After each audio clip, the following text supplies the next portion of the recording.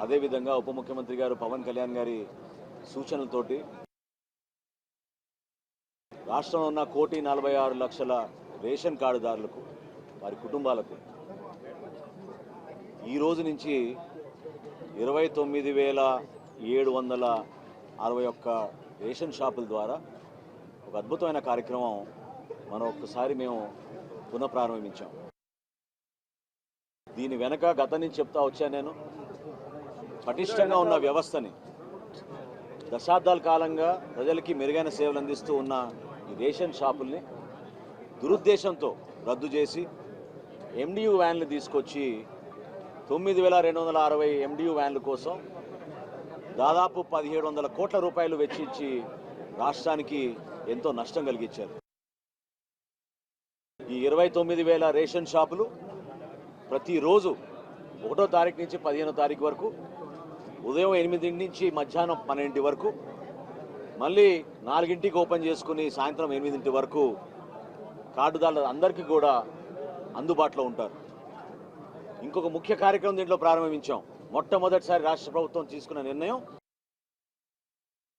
ఎవరైతే 65 సంవత్సరాలు నిండిన వృద్ధులు ఉన్నారో, ఎవరైతే దివ్యాంగులు ఉన్నారో వాళ్ళందరికీ కూడా ఇంటికే వెళ్ళి డెలివరీ చేసేటట్టు 5వ తారీఖు లోపే ప్రతి రేషన్ షాప్ నుంచి ఆ కార్యక్రమం ప్రారంభిస్తాం.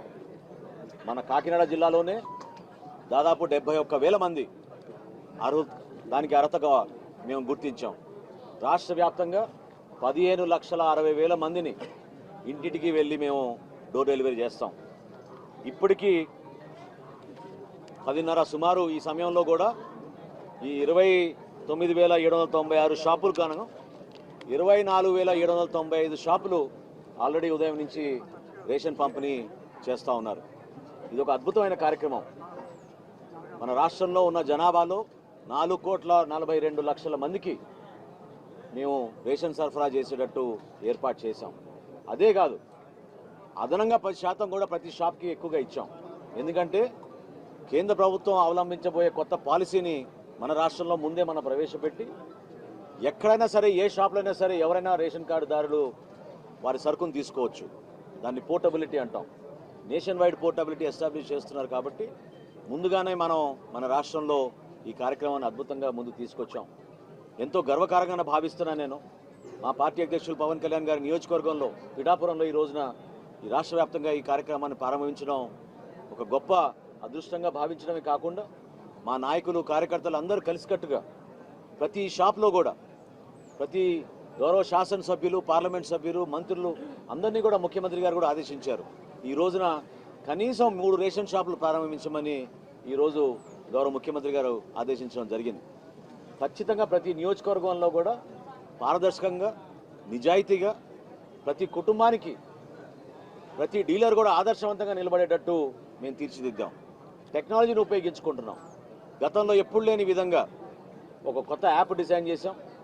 ఆ యాప్ ద్వారా ఎప్పటికప్పుడు నమోదు చేసుకుంటూ ప్రతి గంట కూడా మాకు పెన్షన్లు ఏ విధంగా మేము ప్రతిరోజు సమాచారం అందిస్తున్నామో అదేవిధంగా రేషన్ సరుకులు కూడా ఎన్ని షాపుల్లో ఎంతమందికి అందిందో, ఏ గంటకి ఎంతమందికి అందిందో దానిపైన కూడా మేము ఖచ్చితంగా సమాచారం మేము తెచ్చుకుంటున్నాం ఈ టెక్నాలజీ ద్వారా. రాబోయే రోజుల్లో ఖచ్చితంగా మేము మరింత మార్పులు తీసుకొస్తాం. సీసీ కెమెరాలు ఏర్పాటు చేస్తాం. వచ్చిన వినియోగదారులకి సౌకర్యాలు కల్పిస్తాం. ఈ షాపుల ప్రాంతంలో పారిశుభ్రత గురించి అక్కడ ఉన్న డీలర్లకి ఈ వ్యవస్థ పైన వాళ్ళకి పూర్తి అవగాహన వచ్చేటట్టు, ఎవరైనా ఇబ్బంది పడితే అక్కడే మేము పోస్టర్ పెట్టి జాయింట్ కలెక్టర్ గారి నంబరు, మా డిఎస్ఓ నంబరు, తహసీల్దార్ నంబరు, ఆ షాపు డీలర్ పేరు కూడా, ఆయన ఫోటో, ఆయన నంబర్ కూడా అక్కడ చాలా ప్రముఖంగా ప్రచురించి ఎవరికి ఎటువంటి ఇబ్బంది ఉన్నా కూడా దాంట్లో పెట్టమన్నాం. ఇదే కాదు, అక్కడ క్యూఆర్ కోడ్ కూడా పెట్టాం. ఆ క్యూఆర్ కోడ్లో ఎవరైనా సరే వాళ్ళ ఫోన్లో స్కాన్ చేసి వాళ్ళకి సమస్య ఉందని వాళ్ళు చెప్తే డైరెక్ట్గా మా కమిషనర్ గారి దగ్గరికి ఆ ఇన్ఫర్మేషన్ వస్తుంది. కేంద్ర కార్యాలయం నుంచి మేము పర్యవేక్షించి ఎప్పటికప్పుడు తూకం విషయంలో కానివ్వండి, ఎక్కడైనా ఏమైనా నాణ్యత విషయంలో కానివ్వండి, క్వాలిటీ లోపాలు ఏమైనా ఉన్నా సక్రమంగా సరైన సమయానికి వాళ్ళు తెరవకపోతే మేము చర్యలు తీసుకుంటాం. ఈ 65 సంవత్సరాలు నిండిన వృద్ధులకు, దివ్యాంగులకు సపరేట్ వాట్సాప్ గ్రూప్ ఏర్పాటు చేశాం. డీలర్లు ఖచ్చితంగా అక్కడ వెళ్ళగానే, వాళ్ళ ఇంటికి వెళ్ళగానే ఒక ఫోటో తీసుకుని మా కేంద్ర కార్యాలయానికి వాళ్ళు పంపిణీ చేశామని చెప్పి వాళ్ళు పంపించాలి. ఈ విధంగా మానిటర్ చేసుకుంటూ ఒక అద్భుతమైన కార్యక్రమానికి మరొకసారి శ్రీకారం చుట్టాం. గతంలో జరిగిన నష్టాన్ని మా కూటమి ప్రభుత్వం ఒక మంచి పరిపాలనతో ఒక మార్పు తీసుకురావాలని సంవత్సరం లోపే మేము చేసిన కార్యక్రమం. ఇన్ఫ్యాక్ట్ ఈరోజు మీరు గత సంవత్సరం మీరు గుర్తుపెట్టుకుంటే ఈ రోజున ఎగ్జిట్ పోల్స్ వచ్చినాయి. ఎగ్జిట్ పోల్స్లో చాలా క్లియర్గా ఒక మార్పు రాబోతోంది, మన రాష్ట్రంలో మంచి ప్రభుత్వం రాబోతుందని పత్రికలందరూ కూడా ఆ రోజు ప్రచురించారు, చూపించారు. ఆ విధంగానే మా పరిపాలనలో కూడా గౌరవ ముఖ్యమంత్రి గారి ఆధ్వర్యంలో ఖచ్చితంగా ప్రతి కార్యక్రమం సంక్షేమం కానివ్వండి, అభివృద్ధి కానివ్వండి, ప్రజలకు అంకిత భావంతో చేసుకుంటూ ముందుకెళ్తాం. అధికార యంత్రాంగం కూడా చాలా సహకరించారు ఈ కార్యక్రమాన్ని ముందుకు తీసుకెళ్ళడానికి. ఎందుకంటే మామూలు కార్యక్రమం కాదు, చాలా ఇబ్బందులు ఉన్నాయి. కోర్టు ద్వారా కూడా చాలామంది ఆపడానికి ప్రయత్నం చేశారు. అయినా కానీ ఒక నమ్మకంతో ప్రజలకి ఖచ్చితంగా మేము మెరుగైన సేవలు అందించగలుగుతాం. రేషన్ షాపుల ద్వారానే డెఫినెట్గా మేము ప్రతి కుటుంబానికి అందించాల్సిన సరుకులు నిజాయితీగా అందించగలుగుతామని మేము నిర్ణయం తీసుకున్నాం. నిన్న ముఖ్యమంత్రి గారు మాట్లాడుతూ ఏ విధంగా బియ్యం అక్రమ రవాణా చేసుకుంటూ ఎంతోమంది దీంట్లో పాల్పడుతున్న విషయం కూడా ప్రస్తావించారు. మీకు తెలుసు గతంలో ఏ విధంగా చేశాం. ఈ సంవత్సరం కాలంలో మొట్టమొదటిసారి రైస్ స్మగ్లింగ్ని పీడీ యాక్ట్ కింద తీసుకొచ్చాం. ఆ చట్టం కింద తీసుకొచ్చి కేసులు కూడా బుక్ చేసి కాకినాడలో కూడా మీరు చూశారు, చెక్ పోస్టులు ఏర్పాటు చేశాం. రాబోయే రోజుల్లో ఖచ్చితంగా నెల్లూరు జిల్లాలో తడలోను, కృష్ణపట్నం దగ్గర కూడా అదే విధంగా పర్యవేక్షించి ఖచ్చితంగా మన ప్రజలకు అందించాల్సిన ఈ సరుకుని ప్రతి ఒక్కరికి అందించే విధంగా ఈ కార్యక్రమాన్ని ముందుకు తీసుకెళ్తాం. మీరందరూ కూడా సహకరించినందుకు, ఈ కార్యక్రమాన్ని అద్భుతంగా చేసినందుకు, నాతో పాటు వచ్చిన గౌరవ శాసన మండలి సభ్యులు హరిప్రసాద్ గారికి, గౌరవ శాసనసభ్యులు నానాజీ గారికి, వర్మ గారికి, మా తుమ్మల బాబు గారికి, మా కమిషనర్ సౌరభ్ గౌర్ గారికి, జాయింట్ కలెక్టర్ గారు, ఇక్కడ ఉన్న అధికారులు అందరికీ కూడా ప్రత్యేకంగా నేను ధన్యవాదాలు తెలుపుకుంటున్నాను. ఈరోజు జరగబోయే కార్యక్రమాలు మీరే చూస్తారు. ఒక మార్పు, ప్రభుత్వం ఏ విధంగా ప్రజల నమ్మకాన్ని నిలబెట్టుకోవడానికి కోసం మేము తీసుకున్న చర్యల్ని 100% ప్రజలకే మేము అంకిత భావంతో పనిచేస్తూ నిజాయితీగా ఈ కార్యక్రమాన్ని విజయవంతంగా తీసుకెళ్తాం. దానికి సహకరించిన మీ అందరికీ కూడా ప్రత్యేకంగా ధన్యవాదాలు.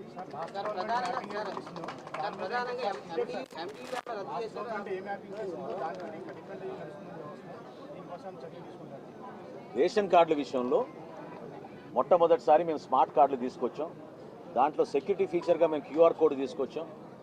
రాష్ట్రంలో ఇందాక నేను మీకు చెప్పినట్టు 1,46,00,000 కుటుంబాలకి రేషన్ కార్డు అర్హత ఉందని మాకు ఈ కేవైసీ ద్వారా కూడా పూర్తయింది.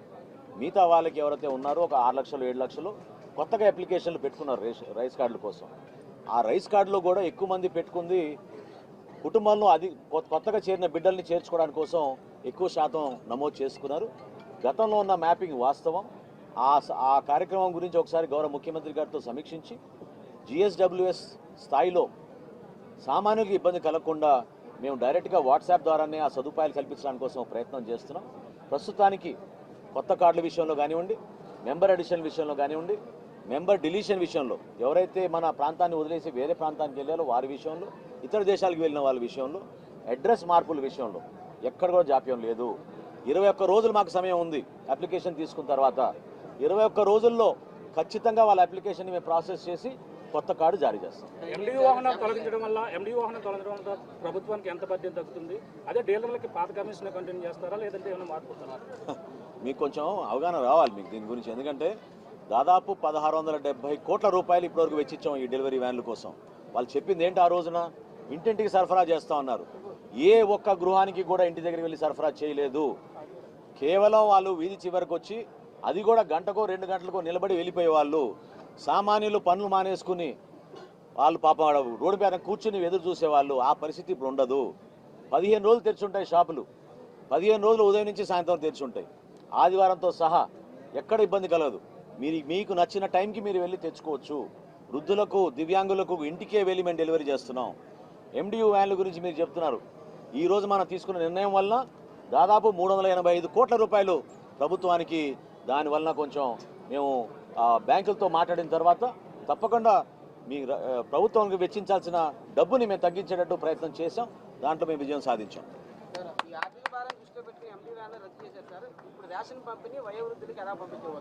ఇంతసేపు చెప్పాను కదా.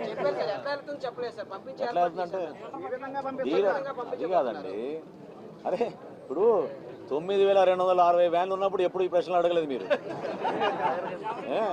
29,000 డీలర్లు ఇప్పుడు రెడీగా ఉన్నారు, ఇంటింటికి వెళ్ళి ఇచ్చామంటే మీరు ఇప్పుడు ప్రశ్న అడుగుతున్నారు. ఏ రకంగా డీలరు, వాళ్ళ కుటుంబ సభ్యులు, వాళ్ళతో ఉన్న వాళ్ళ అనుచరులు కలిసి 5వ తారీఖు లోపే ఖచ్చితంగా డోర్ డెలివరీ చేస్తారు. రాష్ట్ర వ్యాప్తంగా 15,65,000 మంది గుర్తించాం. వాళ్ళందరికీ కూడా ఇంటింటికే వెళ్ళి మేము డెలివరీ చేస్తాం. ఖచ్చితంగా ఈ మార్పు దానికి మొదటి అడుగు.